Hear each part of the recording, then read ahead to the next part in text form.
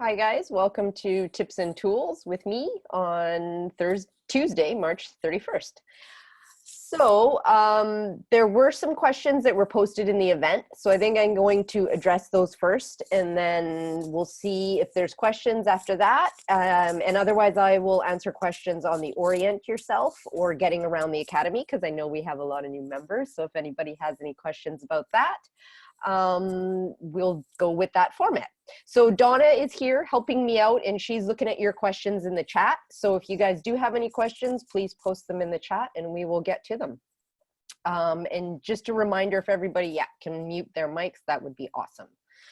So the first question that was on there, and I'm just looking, and you know what, maybe I will actually post it right in here for you guys, is on, oops, hold on KDP. So any tips and tricks for KDP? And then I asked if there was anything specific about that. And she was saying that she was looking at if the formats are different from ebook and print book. And yes, they are. So that was for formatting and then uploading. So with the ebook, they're reflowable, meaning people are looking at your ebook on different devices. So depending on what their device is, and also if they have a Kindle or an iPad or things like that. So the formatting for ebook in a way is easier because you're not worrying about being justified or anything like that, because it's going to show up on different devices. Whereas on the print book, you're working with what the size of your book is, and then you're paying more attention to making sure there's no widows or orphans or anything like that. So I'm not sure, yeah. No, sorry, I thought you were done. I was going to say, do you want me to, I'll just ask you the question so you don't have to keep looking back and forth. Oh, perfect, yeah. And I'm not sure if Jenny was here because there's a, there she is. And if there was any other follow-up, or did that answer your question, Jenny? I know you're on mute, but. Okay, perfect. So the next one.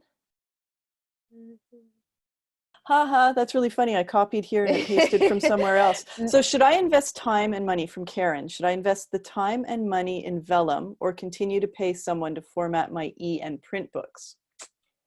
Yeah, no, that's a really good question. And like I had replied back to you, Karen, it definitely is a significant investment. So if you're doing print and ebook with Vellum, I believe it's $250. And if it's just the ebook, it's $179. So definitely a significant amount. And I guess what it comes down to is your time, because Vellum is super easy. Shouldn't say super easy to use, but it's user friendly, put it that way. It's not a beast like InDesign. But it's really what your time is worth. So if you want to invest the time in learning how to use it, which is not hard, but it's still time away from it. So so you can go down that road and purchase it. And I mean, obviously, if you're doing a series or several more books, then it does make sense if you, again, have the time to do that. But if you just want to focus on writing and not worry about that, then there are people that can format it for you. Like me. And you're very good. Okay. So I know, I'm sorry, this is all bunched up, but JP McLean wants to know how to scale up ads on AMS. Oh yes, my favorite topic, AMS ads. So JP, do you have something more specific, or is it just in general how they work? No, I've got a couple of ads running. Some are more successful than others. And what I don't know is, when they say scaling up, does that mean that you are increasing the daily spend, or are you copying that ad? And yeah, I just don't know how to do it. Okay, so there's not one answer to it. It's a diagnostic tool, right? And it's a lot of A/B testing. So you can definitely increase your bid, say, for your click per cost, but that doesn't necessarily mean that your ad is going to be more successful. There's a bunch of factors that do play into whether the campaign is successful or not. So if you're running a campaign and you're not getting the clicks, say you're getting impressions but not getting clicks, then that's something to look at, that maybe, you know, your cover isn't representative possibly of the genre, or there's something going on there. If you're not getting impressions, then maybe your keywords aren't in the right spot. So there's different things to look at. So it's not just like, oh, I'm going to go in and raise my bids to 50 cents and that should get my ads shown more. It's where you're competing. Is your book a good fit for that? How many reviews do you have on your book? So there's lots of different things that play into scaling up an ad.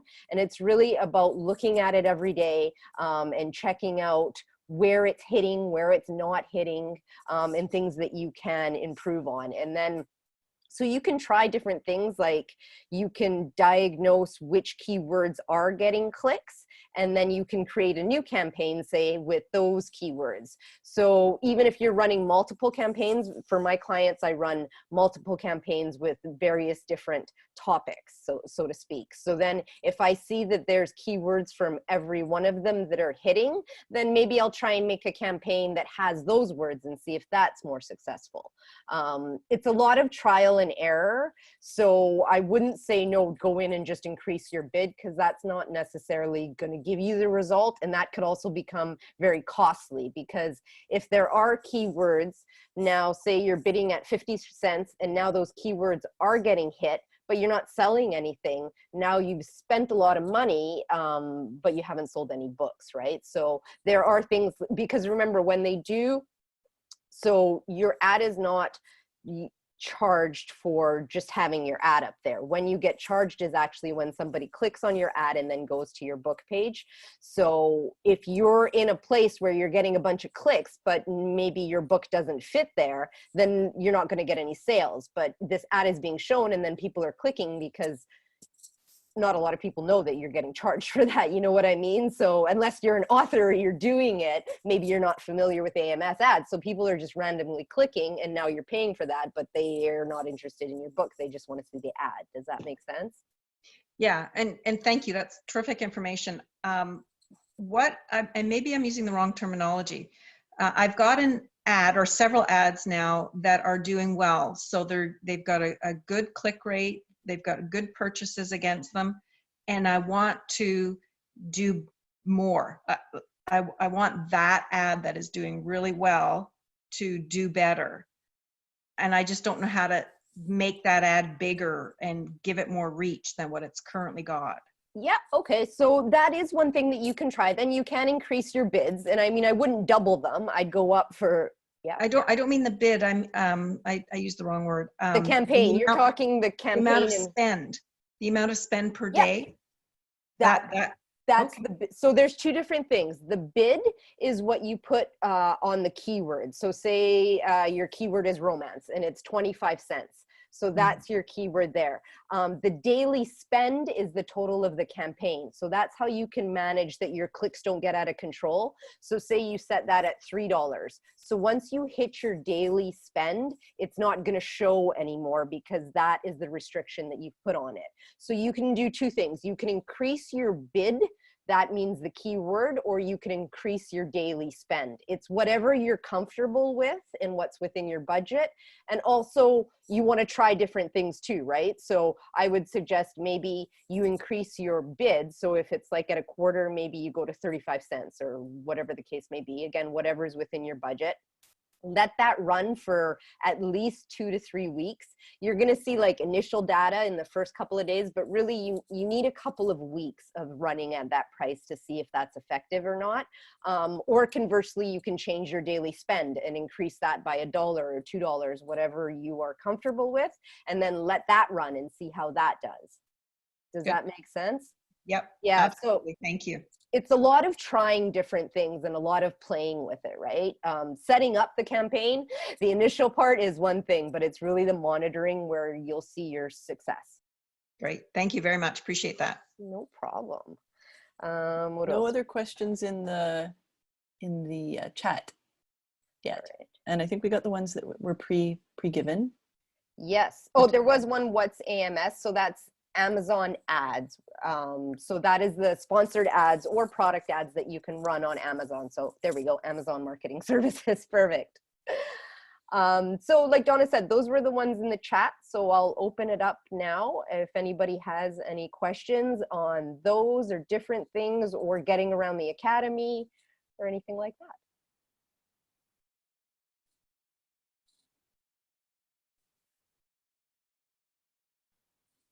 We're all finding our way okay?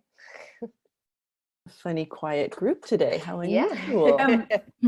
There was this interesting thing that we were talking about in another area that came out of 20 Books, the Facebook page, and it was about how to convert KNP reads to sales equivalents, you know, actual dollars, because it's very mysterious and complicated, and it's really hard to get a kind of a gut feeling for what is it. You know, you see your KNP reads on your KDP reports page, but what does that actually mean, and how does it compare to book sales?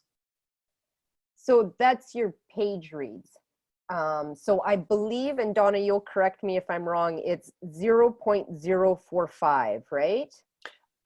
Per Yeah, page? I don't know what the exact number is. I know it's very, very small. Yeah.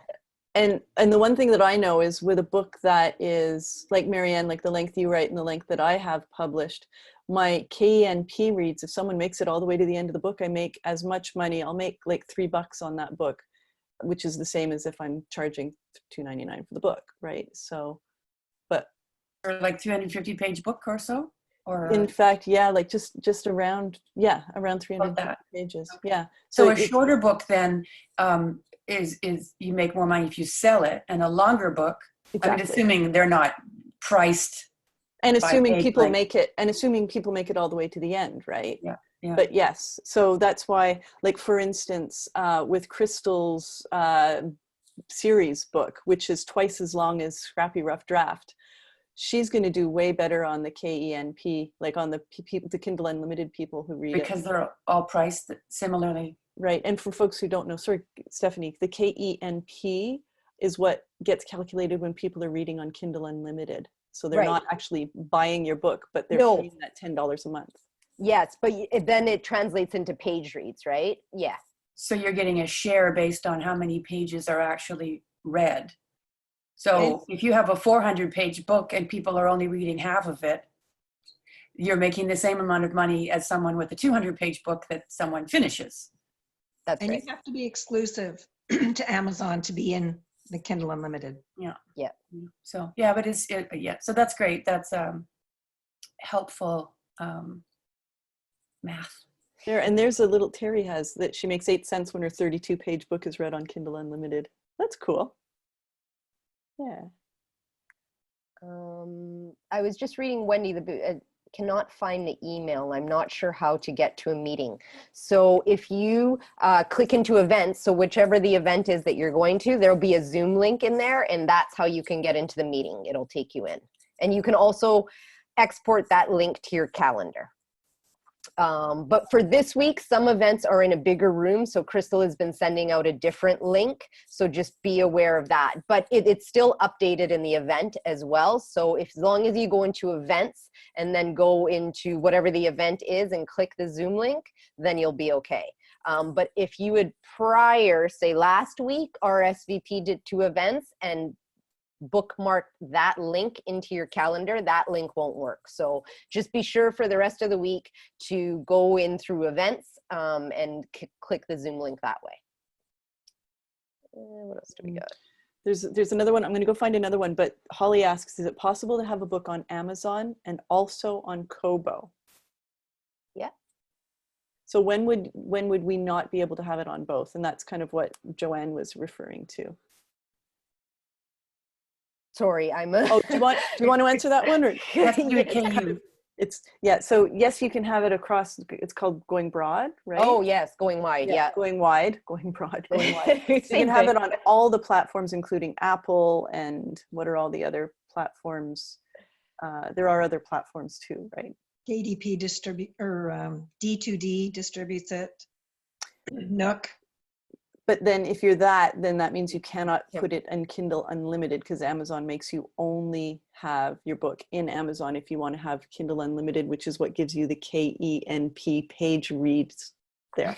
And that gets renewed every 3 months.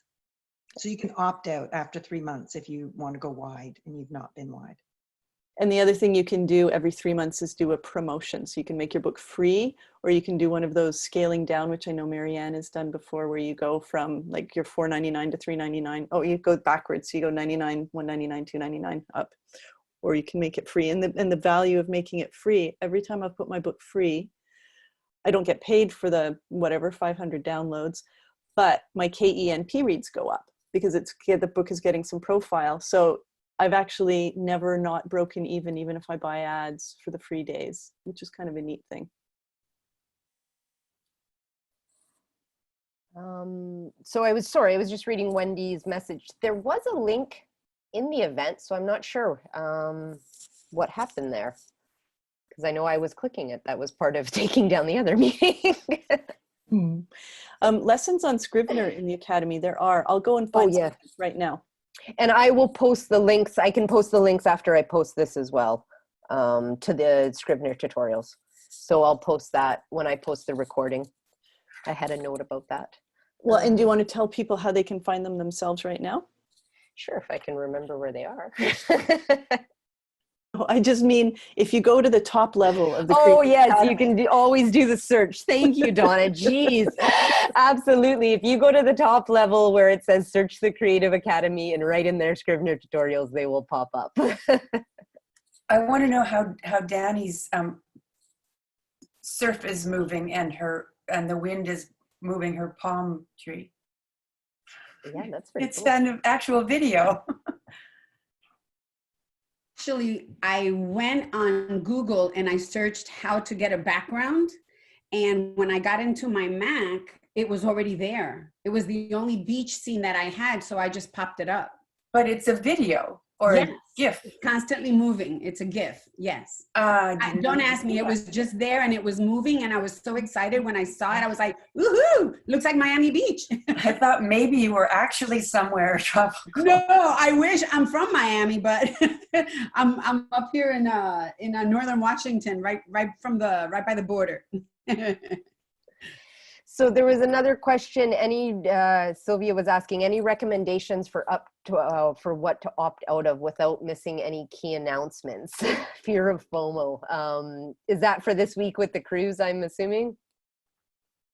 Because I don't think anything overlaps in terms of events. But are you asking within your schedule type thing, or just what? It's really what you're interested in.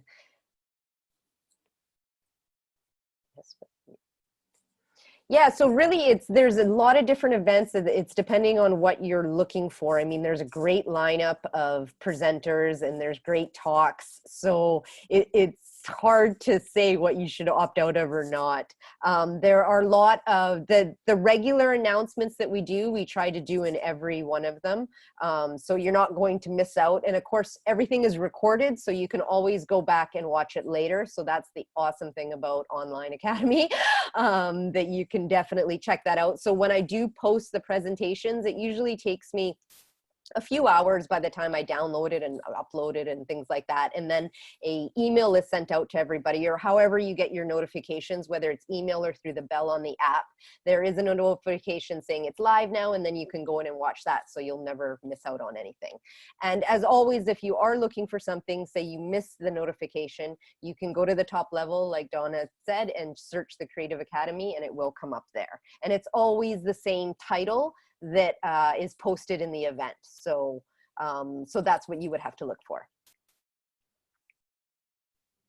Perfect. Did I get them all, Donna? Are we missing anything? I think you've got all of these now. Yep. Perfect.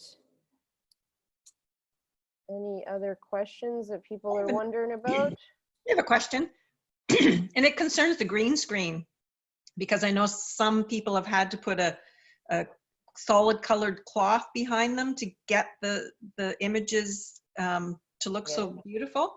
Does that have to be tight and perfect, or can I drape something over the back of the chair and it would work? Can I answer that question a little bit? Because I had, everybody saw, I used to have a ghosting armchair. See how I can do that? So I don't have a green screen, but what I discovered is that the reason the chair was giving me trouble was because it contrasted with the main color behind it. So the computer wasn't sure, was the chair part of me or part of the background? So it kept flickering in and out. So I draped a blanket over the chair that has the same general color contrast pattern as the wall behind it. And now it doesn't have as much problems. So you don't have to be green per se, but you don't want high contrast or like a bright window behind you or light and dark. Like that one. That could be a problem. Yeah. Yeah, I Yeah. was going to say the lighting has a lot to do with it. When I went to the link that Crystal had put up, and there's probably a 5-minute video with a guy from Zoom explaining all about it, and he shows the different lightings and how the lighting affects. When I tried it yesterday, I have a little halogen light on my desk, and without the light, this whole side kept kind of flipping in and out. And as soon as I turned the light on, it gave me the perfect lighting that I needed, because I don't have any green screen or anything. So try, like, if you have a shade to close the window or something, try that and see if no. Okay. I can go to a different room. There you go. Just tape a blanket up. There you go. Actually, I have my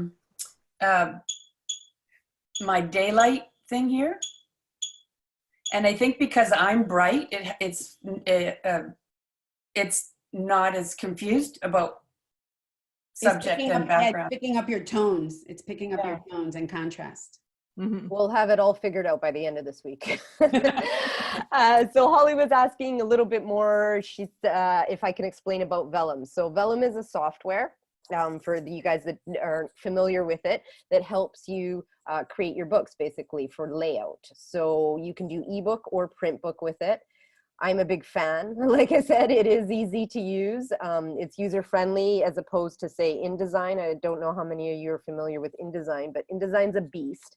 But I will say Vellum is good for books that aren't graphic intensive or don't have too much special formatting.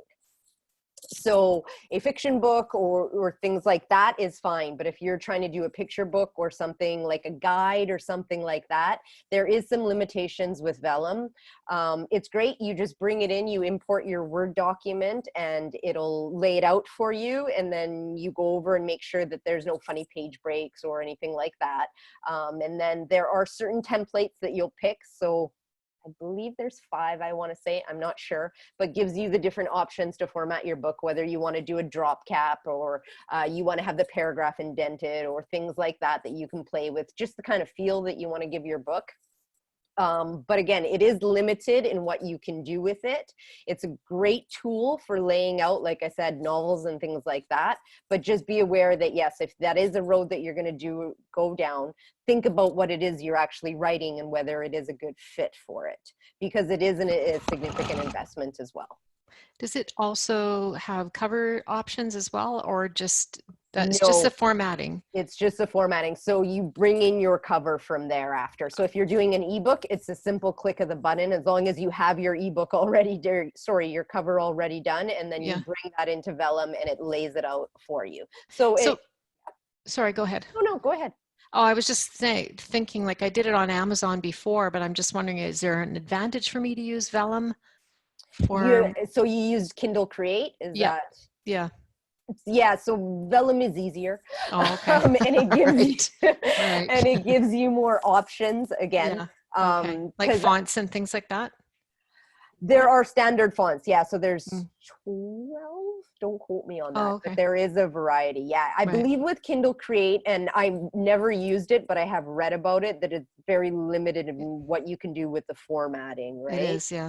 Yeah. Whereas you do have a little bit more leeway in Vellum for those kinds of things. And there's no problem putting the Vellum app, or whatever you want to call it, onto Amazon, like when you're ready to upload it? No, it's seamless. Okay. Seamless. So it spits out the PDF in the various different formats. So whether it's Kindle or Apple iPad, or whatever the case may be. So it gives you PDFs for all of those. Yeah. And then of course the print option as well. Okay. So there is one thing that I should clarify though, is Vellum is just for Mac. Oh, So, okay. Well, PC forget that then. users. There is a link, I believe, but I don't know how well it works, that you yeah. can go through like the cloud for it, but I'm not Okay. very familiar with it because I work on a Mac. So Oh, I'm completely Mac illiterate, so there's no point in me even trying. I guess I should have opened with that then. Oh, Um, that's okay. But everybody knows now. I was looking through my notes and I can't locate it, but I was in a workshop a couple of weeks back where some authors were talking about a different app that they use for formatting.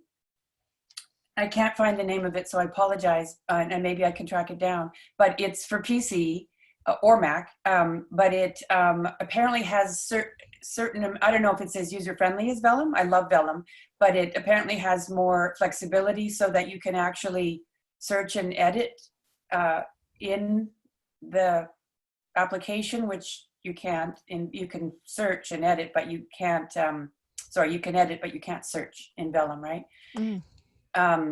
And that if you have peculiar formatting, like graphics or picture books or textbooks, it's much more accommodating, more flexible. Anyway, it sounded interesting. And I'm combing through my notes and I can't find it. And that But, was for PC, you said? Yeah. I was just trying to Google it really quick to see if I... And no, Danny, Drafted Digital isn't the same as Vellum. Do you want to describe what Drafted Digital is, Stephanie? Or okay, or no, or Joanne. Drafted Digital is an ebook distributor, and you can upload your Word file to them. You create an account for free. You can upload your file. You don't have to distribute through them, but you can collect your MOBI files or your EPUB and your PDFs from them, and you can upload those files elsewhere. So it formats your book for you. There are a few tricks with it that aren't difficult to figure out, but you can get some nice effects with them, like the drop cap, which is not something that you can get through Calibre, and nice front page graphics for each chapter graphics for D2D. To answer the question? Yeah, and Marianne, I can't find that format right now, but I will take a look. I know, Question. yeah, there's some members of the Vancouver Island Authors Group that are using it. So if anybody is interested, I can find out the name of it and post it maybe after in this event. It's not Calibre, Marianne? No, it's I had never heard of it before a couple weeks back, and I thought I wrote it down, so I will find it. Yes, and I will try and find it as well. What else do we got? Donna, any other questions in here? Can I ask a Scrivener question? Sure. It'll be short. Okay, I used to use Scrivener a few years back. I work on a Mac, and it started crashing and I got scared, so I stopped using it. I went into Word, and I've been working in Word ever since, probably for the past 2.5, 3 years now. But I want to get back in Scrivener. So my question is, I'm going to reorder the program brand new because I have a brand new laptop. So it has nothing to do with the old one. My question is, when I like to enter contests for feedback, when I first put a draft together after I revise, if I'm working on Scrivener, I can't remember how to, basically, do I need to copy it into Word so I can create a doc file to then send into the contest, or can I do it straight from Scrivener? I can't remember. Does that even make sense, my question? No? Yeah, it makes sense. No, sorry, I use Scrivener, and you just export. And it exports it as either a PDF or a Word document. It'll or compile. Bonnie's got the word compile to Word. The only issue exporting in different formats from Scrivener for beginners is that you do need to do the tutorial and master the interface where you set what you want to see on the spit out. In terms of headings, chapter headings, formatting. Yeah, I know the learning curve is like, woohoo, really. Yeah, it's easier than it used to be. They fixed some stuff, but don't assume it's just going to happen like magic. Oh yeah, no. But I know you can download like the trial before you purchase it too, because so you can try and play with it and see if it fits if you're comfortable with it.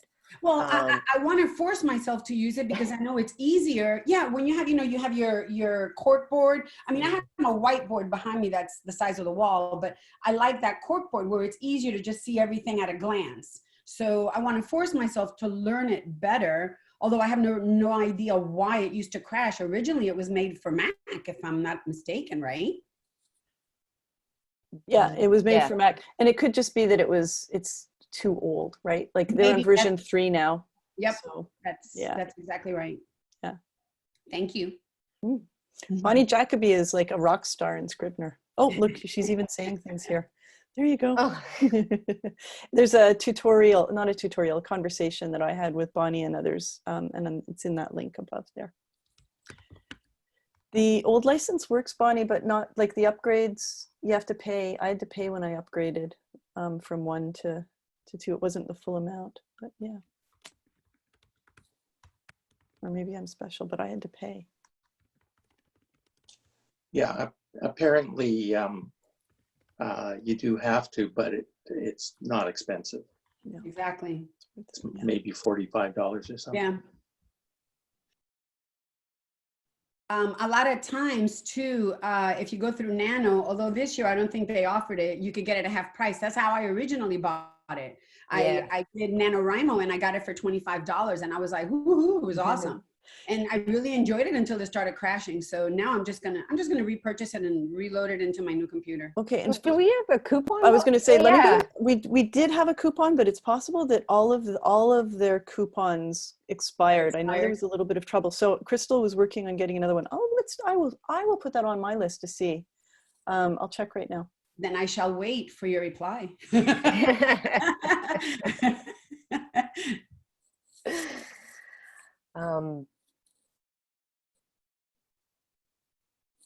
Oh, that's very nice, Wendy. Thank you. So any other questions? What do you guys want to talk about? We got still some time left.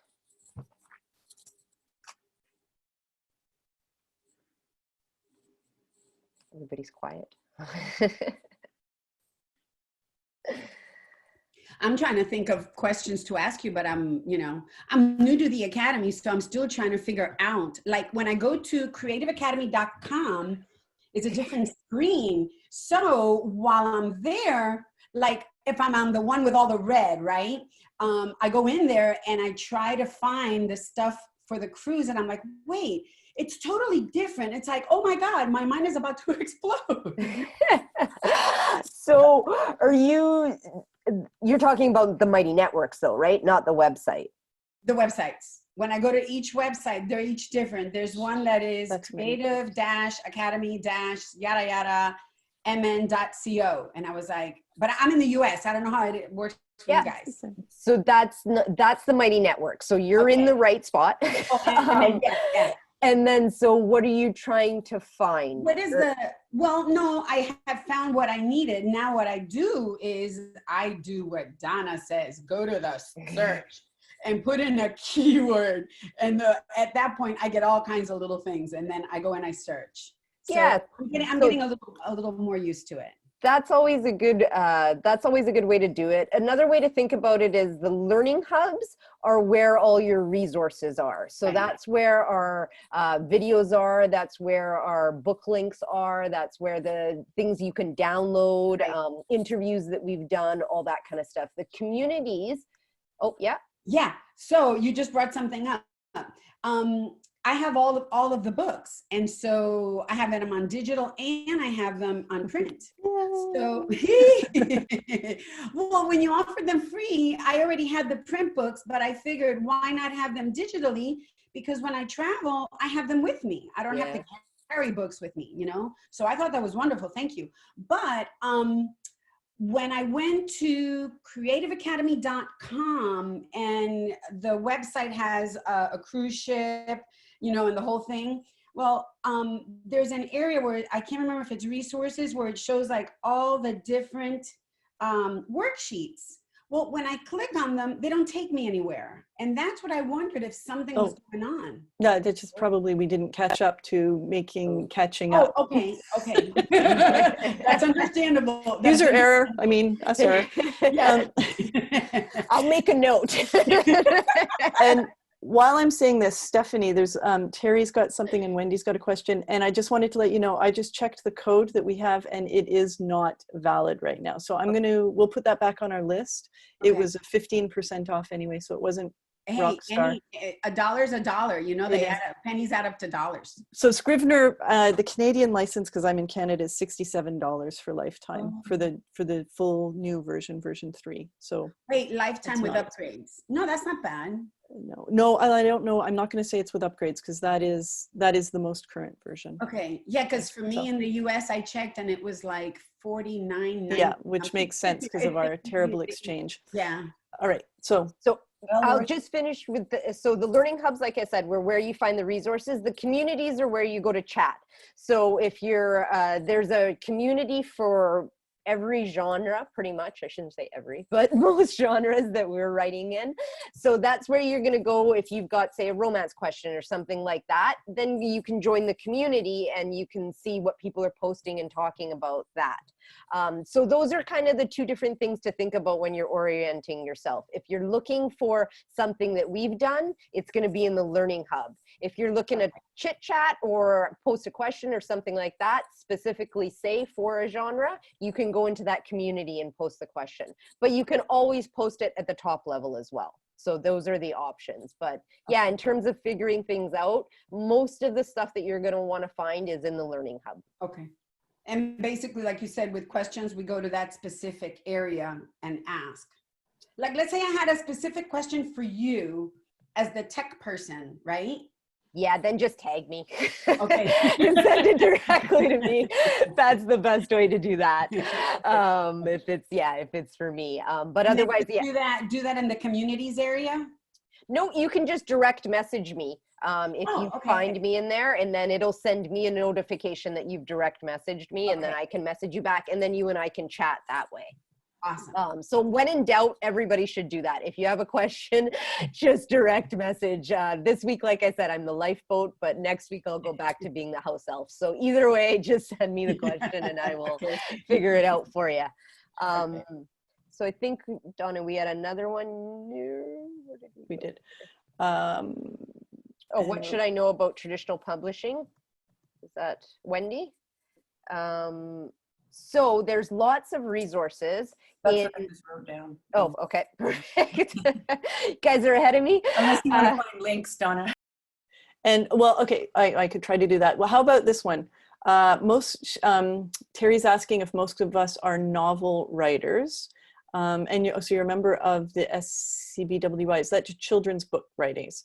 I responded to her, Terry. I write picture books, and there's a group that in our world here of Creative Academy for kidlit writers that you can join.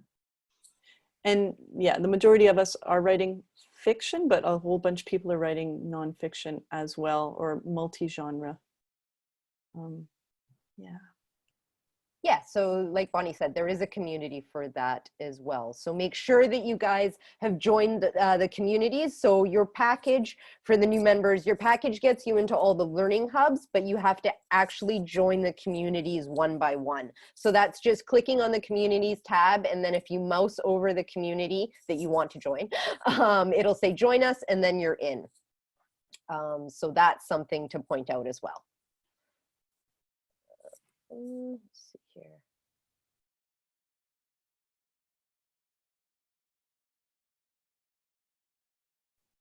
What else am I missing? Anybody else?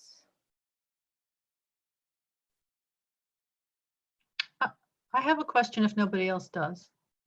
Yes, Bonnie. I don't know if this is the right place for it, but what would you recommend if I just want to experiment with Amazon ads, but not like, I'm not really ready to go that route, but everybody is saying that this is a really good time to do Amazon ads. And I would love to have some quick and dirty way, which may not exist, to just give it a try at like $10 a week and see if it has any impact? Sure. So quick and dirty is not a good way to do the ads because that could end up costing you some money. Yeah, But I understand what you're saying. It all comes down to finding the right keywords. And unfortunately, like I'd said earlier, there's no quick way to get some data. Like, you really want to make sure your campaign is appropriate. Otherwise, it could A, cost you money, and 2, the data that you're going to get isn't really helpful. So you can manage, like, you can set up just one campaign if you wanted to do that, right? So one way to do it is there is an option that Amazon can do an automatic campaign. And when I'm working with clients, I do suggest that one of the campaigns we set up is automatic, just to see, because that is Amazon setting up the campaign. Now, they don't include a lot of keywords, whereas I'm including probably 1,000, just a little bit under 1,000. 1,000 is the max keywords that you can have on a campaign. So I aim to have at least 800 to 1,000 on each campaign.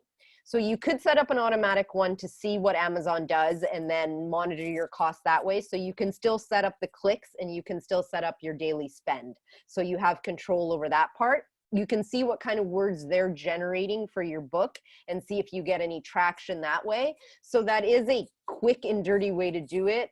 It's probably not the best, but you will be able to see if there is something in there that you can then go on and build your campaigns on top of, right? So if they come up with some keywords, and these are by no all means not the best words for your book, but I know that it's a nonfiction writing book. So if it was, say, like how to write or how to write a novel, and for instance, that was getting a click, then you could then take that and then go and search other words within that vein, other keywords or other books in that vein or something like that. So you could definitely set up a quick campaign just like with words that you think are familiar, but it probably won't get you the traction that you're looking for. So just two, I think, more quick questions around that. So can if I do it the way Amazon just does it for me, can I add some things to those words, or I have to stick with what they give me? When it's automatic, it's automatic. So you have two choices, either automatic or manual. You can add to theirs. And so if I wanted to do but in order to see what they're going to choose for me, I have to do it, right? Yeah, like you can see the words when you're setting up the campaign and you click automatic, you can see the words that they're using. Absolutely. You just can't tweak them. So would it be, and then how many do they normally put in? It depends really on what the book is. So it could be anywhere from like 10 words to 50 words. Like it really depends on what they're coming up with. It's not a lot. And do I have to write the ad, or it just makes itself? Well, no, I guess you can run it without a tagline. I don't know. I've never actually, because you have 150 characters where you come up with your tagline, or that's the line that shows up in the ad. So the ad has your book, which Amazon puts in the cover of the book, and then it'll have the price and your stars. And then the title, obviously, and then you have 150 characters basically to sell your book, to get people to click on it. So when the ad actually shows up, that's what people are seeing, those 150 characters.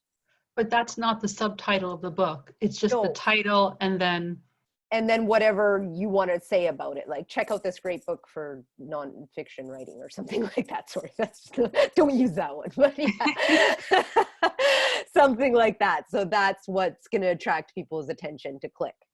Would it be a strategy then to do an automatic for some really tiny amount to see what their words are, and then add their words to my own, like a little bit more, and put all the other words in? Or do you think that's a waste of time and money?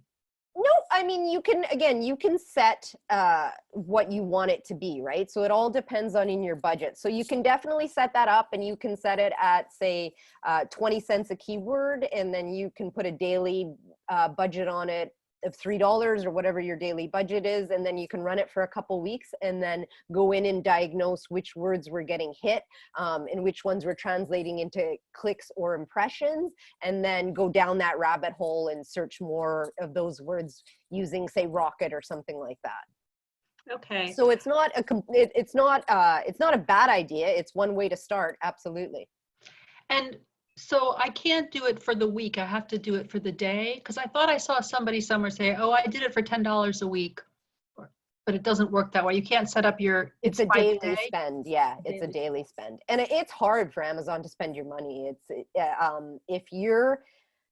If you're seeing that it's a lot of your spend, or your spend is high, and it's not translating into sales, again, that means that you're probably not in the right spot. Like those words or your book or the ad is not getting shown in front of the right people, and that's where it can really become expensive. And my last question, I'm sorry to take up this much time, but my last question is, where do these Amazon ads show up? Is that under the sponsored line? Do you know what I mean? Like, is that how they get found? At the bottom, yeah, usually by the also bots, and yeah, it says sponsored on it. By the also bots. So does it help you populate that also bots later on? If it like, does it have Absolutely. any? The also bots is one of the ones that I use as well, right? So I'll go through, say if somebody has a series of books or different books, or that book itself, if it's generated also bots, I will go through all of those also bots, and then I will go through the also bots of those people, if that makes sense. I guess what I'm asking is, by being sponsored in the also bots, does that help the algorithm later keep you in there even when you're not paying for it? Once you stop running the ad? Yes. Yes, you'll come up. Yeah, absolutely. Okay, that's interesting. I just trying to use this first book here that I've done as an ebook as sort of like getting my feet wet in different things, just so that I don't feel like I'm better off if I've tried something when I really need to go for it than starting out that way. Yeah, I mean, again, like we were saying, right, this is even in Barbara's session there too, this is an interesting time for people because we're at home and we can't go anywhere. And a lot of people, and in terms of your book, like nonfiction and writing book, a lot of people are looking at different things, and maybe they have a little bit more time on their hands because they can't go out. So maybe it is the right time to be putting it out there and getting some ads. So I think we are going to see a bit of an increase or a bit of a hike in that. Thank you. Yeah. It's all trial and error, Bonnie. There's no real absolute wrong way to do things. You know, it's really diagnostic, A and B. So until you try, you don't know. And AMS ads are a great way to try because you can control your costs in that way, as opposed to having to pay a monthly whatever ad cost. So let's see here. Do we have any other last questions before? Well, yeah. there was one that I think is fair to mention from Terry, which for new folks, she asked what the membership or fees after this week are going to be to access the resources. And since many of you folks are new, you might be thinking we're going to do a bait and switch on you, but we are not. We did used to be a paid membership site, and a lot of the folks who know where they're going around these parts have been with us for up to 2.5 years at this point. But we opened up in around March 15th or so to make all of the resources free for everybody. So there is no more staggered membership. And eventually, in a month or so, we'll be moving to a pay what you can model. So if you want to still stay here for free, you can stay here for free. We'll have options for you to pay what you can. So whether that be one time or a monthly membership, and what that amount is going to be entirely your choice. So we want to keep you here, we want to help you and have you make it to the point where we are all either producing books like Eileen with an agent and have 15 under our belts, or books like Crystal and have 15 and they're all indie published, or whatever your own goal is, just to make sure you get to that place and you can reach your goal. So no fear, you are part of the family now. We're not going to kick you out for any reason other than, you know, if you're mean, but nobody's going to be mean. Perfect. Well, I have to say one thing, and it's very complimentary. When I lived in Texas, I belonged to 2 different chapters. And in fact, Christy Jones is with us today because I saw her name, and she used to be my neighbor when we lived in Houston. So I'm so glad she's here with us. But I was just texting her and I was saying that I have learned more being one with the chapter in Burnaby, the Vancouver writers, and here in the Academy, I've learned more here with you guys in less than a year than I learned while I was in Houston with 2 chapters. So I am so happy to have you guys. I am like thrilled. Okay, and you don't know what it's like to have a Canadian do better than a Texan. Like what? Come on, Texas is the biggest and the best at everything. There is nothing like Texas. There is nothing. And in fact, you know very well I was born in Cuba, but to me, I was born in Cuba, but I'm a Texan at heart. So it was really difficult to get me out of Texas, but I love it here and I don't want to go anywhere else. And so now I'm going to become Canadian by association as well. Happy to have you, Danny. Excellent. Well, that's very nice. So yeah, if anybody else has any questions that they think of after we get off the session or throughout the week or anytime really, just send me a message within the Academy and I will get back to you as soon as I can. And yeah, otherwise, I think we're on to, what do we got up next, Donna? Oh my gracious. Writing sprint. There's a writing sprint at the pool, right? I think that's at 1. And then tonight, there are 50 people RSVP'd. So this is going to be an interesting thing to the Motivation and Accountability Mastermind, which typically would have about 12 people. So we're going to be doing something different for folks who are familiar with the Mastermind and Accountability. And who aren't. What we do is you come in, we celebrate a win so that you have that in your body, you know that you've actually been accomplishing something good with your book. And then we mastermind an issue. So people who have challenges, they get to ask their questions and then the group provides support and answers. And then we do an accountability check-in at the very end where you set a goal. And we do that all publicly. We don't record, but because there are so many people, we're going to break into breakout rooms. And some of our long-term members are going to be facilitating those. So I'm looking forward to that. So come on out. Yep. Bonnie Goldberg is going to be, is Bonnie Jacoby gone? No, Marianne is going to be facilitating one. We've got some of our long-term folks. There you are. There you are, Bonnie. So the 2 Bonnies, Marianne and Alyssa and Jenny and that's Denise. So we will be here. Yeah.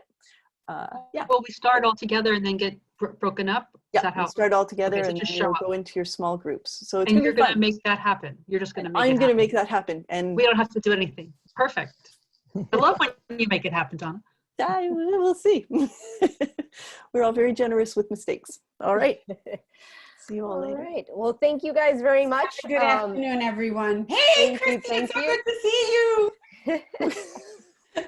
And you will get a notification once I post it. It usually an hour or 2, depending on how it's looking today with downloading stuff.